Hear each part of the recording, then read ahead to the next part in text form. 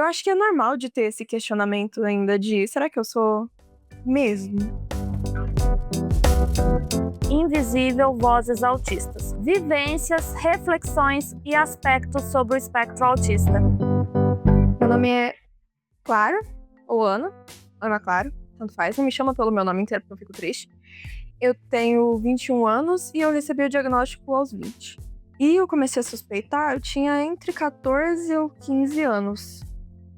Mas eu tenho lido sobre isso há bem mais tempo do que isso, porque quando a síndrome de Asperger ainda era algo que era usado, né, como termo e tal, o meu irmão recebeu uma hipótese diagnóstica disso. E eu, como uma criança curiosa, fui ver o que era. Porque muita gente, minha mãe e minha avó e todo mundo que queria explicar isso pra alguém, elas falavam que o que ele tinha era uma perninha do autismo. E eu pensei, se meu irmão é chato desse jeito e o que ele tem é só uma perninha do autismo, o autismo deve ser um monstro. Então, desde criança, eu cresci com esse estereótipo na minha cabeça de que o autismo era algo, assim, muito longe da minha realidade. E que eu, nunca teria essa interação com alguém ou uma amizade ou que uma pessoa dessa apareceria no meu círculo social, porque na minha cabeça era uma coisa completamente diferente do que realmente é. Esse pensamento eu tinha quando eu era criança, mas eu percebo que muita gente ainda tem depois de adulto, idoso, enfim. E desde então eu comecei a ler sobre a síndrome de Asperger, que era o que era na época. Só que eu perdi esse interesse e por volta de 2018, 2019 eu recuperei esse interesse porque eu comecei a assistir uma série que chama Atypical, na Netflix. E apesar do protagonista ser assim super estereotipado, eu gostei muito da série e eu voltei a ler sobre. E foi aí que eu fui percebendo, porque em 2019 tinham mais recursos e as pesquisas evoluíram e nessa época já se sabia um pouquinho mais sobre como o autismo se manifestava nas mulheres e meninas. E foi aí que eu comecei a entrar mais no assunto e perceber que aquele bicho de 7 cabeças que eu imaginava, na verdade estava muito perto de mim. E que talvez eu seria ele. E aí eu comecei a entrar nesse conflito de que tudo que eu tinha pensado sobre esse assunto, na verdade, não era verdade. E que eu me encaixava muito mais do que eu pensava no autismo. E foi aí que eu comecei a buscar entender e ir atrás de profissionais. E eu sempre fui quieta. Porque eu não queria incomodar, porque as pessoas me achavam super bonitinha sendo tímida, porque eu era aluna exemplar da sala, eu sempre ia tão bem nas coisas, e eu era uma aluna tão boa. Então eu não queria estragar isso, então qualquer coisa que me incomodava, eu não falava nada. Meu irmão só usava a meia ao avesso, porque a meia normal incomodava ele falava isso, e minha avó falava, moleque, pelo amor de Deus, e aí eu ia lá e virava a meia dele. Sempre me incomodou usar a meia com os fiozinhos no meu pé também, mas eu nunca falei nada, porque eu não queria ser igual a ele, porque eu era a certinha. E aí chegou 2019, eu comecei a ler sobre, fui no mesmo psicólogo que meu irmão tava indo, porque na época eu tinha 14, 15 anos e não tinha muito direito de escolha, né? Eu só falei, mãe, eu gostaria de começar a ir no psicólogo, ela só me levou no mesmo que meu irmão tava indo. E eu falei pra ele, não apenas eu falei pra ele, eu fiz um dossiê listando as características que eu tinha lido na internet junto com o que tinha em mim, que eu percebia.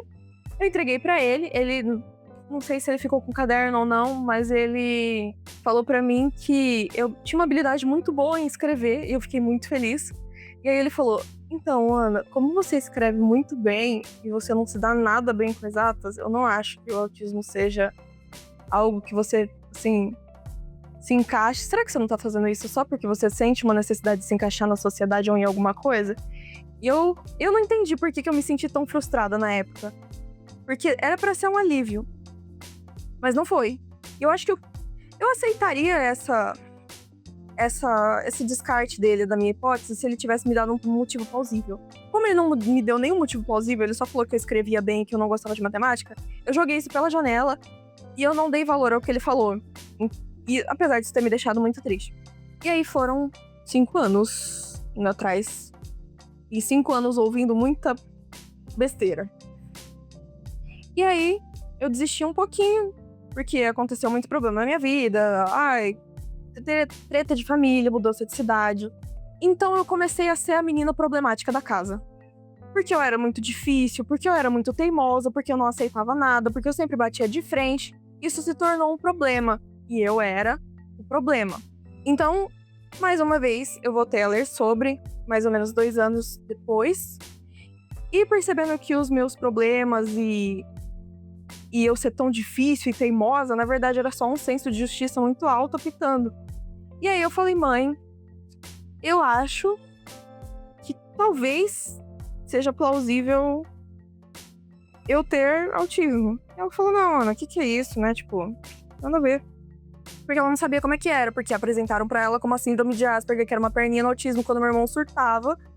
E ela achava que era aquilo lá, assim como eu achava que era um bicho. Beleza, ela me levou no postinho de saúde lá perto. Eu passei por uma residente de medicina que tava prestando papel lá de clínico geral, não sei como funciona isso.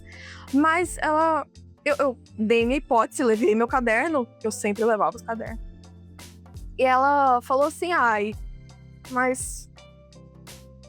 Quando a pessoa, né, quando a criança tem autismo, todo mundo percebe. E eu falei, na escola, né, ela, isso, geralmente as crianças percebem, ficam assim, você não parece, né? Eu falei, então, na minha época de escola, me chamavam de monga, de lerda, songamonga, retardada, por aí vai, esses nomes, assim, não é nada legal de ficar falando. E ela falou, ai, mas você não acha que aí o problema tá nas pessoas e não em você? E eu fiquei assim, mas era pra acontecer ou não era? Porque eu te falei, aí você falou, não, se você tivesse, teria que ser assim. Eu falei, mas foi assim. Ela, não, então não foi, não tá certo. Beleza, aí ela me encaminhou pro CAPS com uma hipótese diagnóstica de depressão grave e me recomendou sertralina, que eu já tinha tomado antes. Eu não fui buscar receita, eu não fui buscar remédio, eu não fiz nada, porque beleza. Esperei mais um ano, consegui uma consulta com um neuro, fiquei muito feliz, pensei, tá, agora vai. Agora eu vou conseguir falar e agora vão me escutar. Esperei mais ou menos uns 8 meses por essa consulta, entrei na sala com meu caderno, mó esperançosa. O cara só perguntou, tipo assim, o que tá acontecendo? Eu falei, olha, a minha hipótese, pipi. Ele falou, então tá bom. Ele não leu nada do que eu falei, do que eu tinha escrito, ele só me entregou um papel, escrito lá, hipótese diagnóstica, autismo, e uma interrogação assim. Tá bom, ele não me escutou? Não me escutou, pelo menos ele tinha me dado um papel. Ok. E esse papel ficou guardado por muito tempo.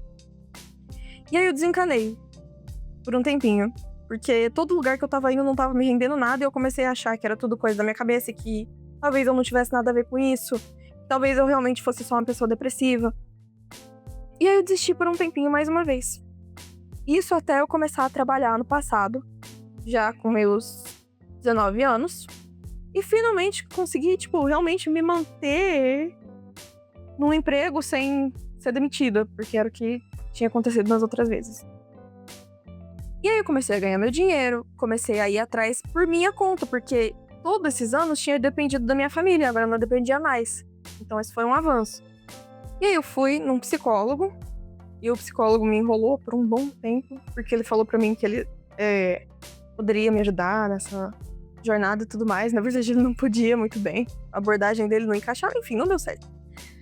Mas o que acabou me ajudando a conseguir o diagnóstico foi a minha própria empresa que eu trabalho.